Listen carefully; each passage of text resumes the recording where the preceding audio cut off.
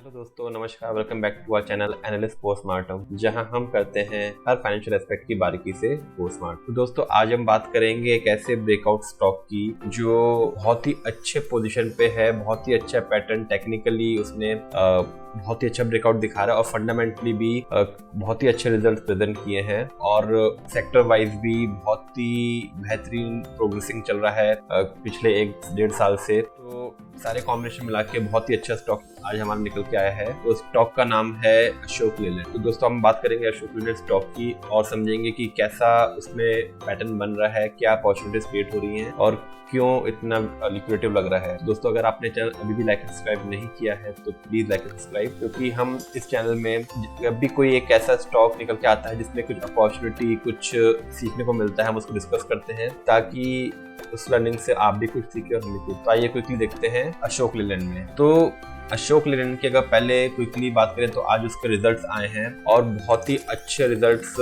Company ने present की हैं। तो अगर क्विकली हम उसके नंबर्स पे देख लें तो देखिए, पिछले क्वार्टर में 9,600 करोड़ का सेल्स हुई थी। इस क्वार्टर में 11,400 करोड़ की सेल्स हुई है, जो बहुत ही अच्छा ग्रोथ है पिछले क्वार्टर से। और अगर ऑपरेटिंग प्रॉफिट की बात करें तो 1,500 करोड़ थी पिछले क्वार्टर, जो इस क्वार्टर 1,800 करोड़ है और ऑपरेटिंग मार्जिन भी मेंटेन हुए हैं अच्छे खासे। तो नेट प्रॉफिट देखें तो ईयर ऑन ईयर अगर देखें तो ऑलमोस्ट 5 टाइम्स ज्यादा। अगर पिछले साल इसी क्वार्टर में नेट प्रॉफिट था 186 करोड़, जो इस क्वार्टर में आया है 559 करोड़, तो ऑलमोस्ट 5 गुना ज्यादा। एक ही चीज डिसअपॉइंट हुई मार्केट में आज, जिसकी वजह से ये स्टॉक आज के दिन में गिरा, वो था कि पिछले क्वार्टर से अगर देखें तो कुछ पिछले क्वार्टर में नेट प्रॉफिट था 584 करोड़, जो इस क्वार्टर में घट के 569 करोड़ हुआ है। तो एक ये चीज नेगेटिव थी मार्केट में, जो थोड़ा सा हुआ, लेकिन टेक्निकली ये स्टॉक इतने फंडामेंटल पोजीशन पर है, इतने अच्छे ब्रेकआउट की तरफ है कि जैसे ही ये सेटल होएगा उसके बाद एक नई रैली की तरफ ये मोस्ट प्रोबेबली प्रोग्रेस करना चाहिए। तो आइए क्विकली बात करें हम टेक्निकल्स की। तो ये है वीकली चार्ट अशोक लेलैंड का, जिसमें इसने कई साल तक इस रेंज में घूमा 40 रुपए की रेंज में। उसके बाद जब ब्रेकआउट हुआ तो उसने एक नई रेंज बनाई अपनी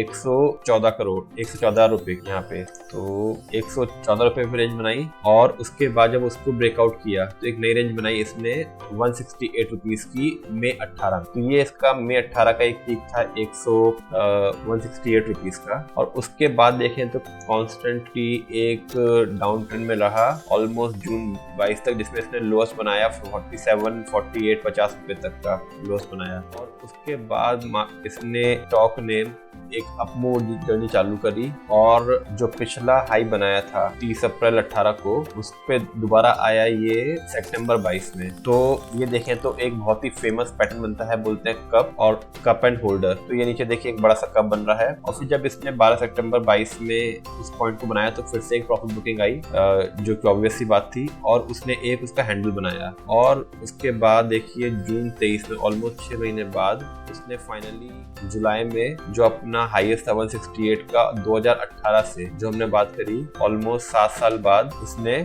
ब्रेकआउट दिया जुलाई 23 में। और ब्रेकआउट करने के बाद एक नया हाई बनाया जो था 191 रुपीज। अब ब्रेकआउट अगस्त में बनाया के बाद देखिए, जब भी ब्रेकआउट होता है तो मोस्ट प्रोबेबली उसमें उम्मीद हो जाती है कि उसमें एक कंसोलिडेशन आएगा और वो कंसोलिडेशन बहुत इंपॉर्टेंट होता है। तो देखिए यहाँ पे हाई बनाने के बाद अगस्त में 190 रुपीज पे उसने कंसोलिडेशन किया। अब कंसोलिडेशन होने के बाद देखिए दोबारा से स्टॉक कहाँ अवेलेबल है, वही प्राइस का जहां से कप एंड हैंडल बटन बना था 165 रुपीज के ब्रेकआउट पे।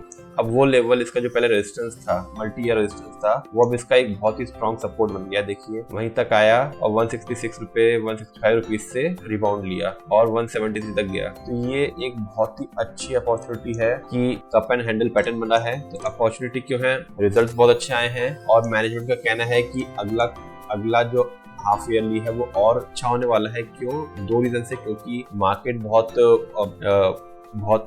ऑटोमोबाइल सेक्टर का मार्केट बहुत ही स्ट्रांग है और क्योंकि ये कमर्शियल व्हीकल्स बनाता है और मैक्रो इकोनॉमिक्स इंडिया की बहुत ज्यादा पीक पे है, तो मैक्रो इकोनॉमिक्स बहुत ग्रो कर रही है, तो डिमांड इनके व्हीकल्स की बहुत ज्यादा है। सेकेंडली, जो कमोडिटी के प्राइसेस हैं, जो रॉ मटेरियल होता है, वो ग्रेजुअली रिड्यूस हो रहा है, उसकी कॉस्ट ग्रेजुअली धीमे धीमे नीचे आ रही है, तो इसकी वजह से इनके प्रॉफिट मार्जिन में पॉजिटिविटी आई। तो इसलिए अब जो अगला साल आधा साल आने वाला है वो और अच्छा, और क्योंकि ये second half of the year और भी ज्यादा बेहतर है क्योंकि इसमें फेस्टिव टाइम्स होते हैं, ज्यादा सेल होती है व्हीकल्स की, तो ये ऑटोमोबाइल सेक्टर के लिए ये सेकंड हाफ वैसे ही बेहतर होता है। तो इसलिए अब कप एंड हैंडल पैटर्न कब बना, हैंडल बना, ब्रेकआउट हुआ, यहाँ पे ब्रेकआउट होने के बाद पीक बनाया और फिर एक अच्छा कंसोलिडेशन आया।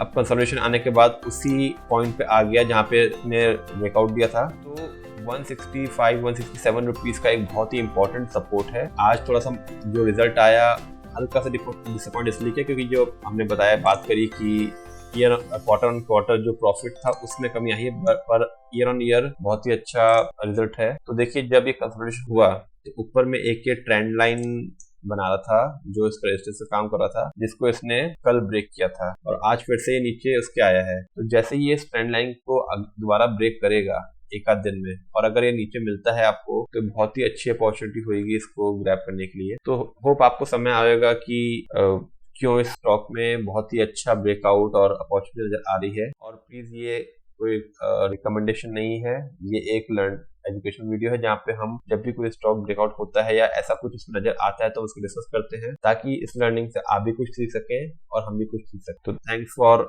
Watching and please like and subscribe for more such videos. Thank you.